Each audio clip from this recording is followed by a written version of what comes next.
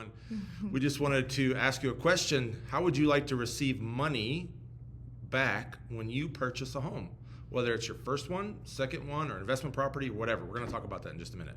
So this is Cliff with Erie Real Estate and Bex with Sun American Mortgage. Okay, Bex, as usual, what's the market update? Rates are looking really good today. We're still holding that 7, right. Give or take. We're a little bit higher. 7.125 is true 8. rate, better than 8. Yep. With a buy down or advertised rates, you're probably seeing 6.5 around there. FHA is looking good, still holding that 6.25 as true rate. And with a buy down advertised, you're seeing about 5.5, 5.25. Okay, so just very similar to last week, holding steady. Yeah. Good. Yeah. All right, do you want to receive some money when you buy a house? We're going to talk about seller concessions. So that's a term you're going to hear. If you're a first-time home buyer, you may not understand it. So maybe, Bex, can you just explain what a seller concession would be? Yeah, so seller concession, you might also hear it as seller credit.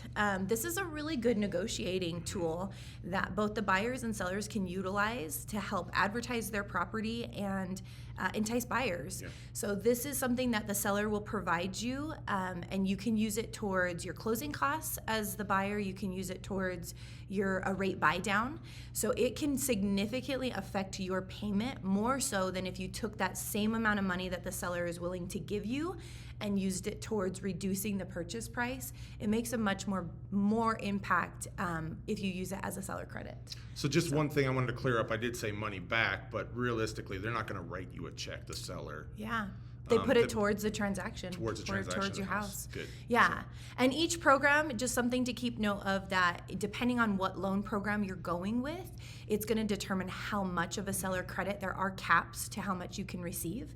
FHA, as we know, is a lot more friendly towards first-time home buyers as far as what their requirements are and their minimum requirements for down payment.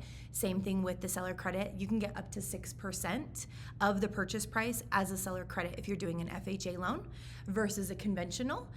You can get up to 3% on a conventional loan. So there are some restrictions, Yes. but still getting something back. Huge. For example, we still see it where the sellers here in Utah, very common, they're willing to cover closing costs. So that could be anywhere from $5,000 to $10,000. Now again, they're not going to write you a check, but that means at the closing table that you're not going to have to bring that $5,000 to $10,000 from your bank account. You can actually keep that, use it toward buying furniture or something else.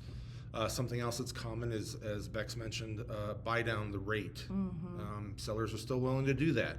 So even though we're not in a seller's market or buyer's market, kind of in a neutral, but sellers are willing to give some concessions or credit, as Bex mentioned. Yeah. Great, good information. If you want more information, reach out to either one of us. We can definitely help you with that. I think we've worked together on the last 4 transactions, and all 4 transactions gave seller Seller concessions. credits. Yep. So Yeah. call us.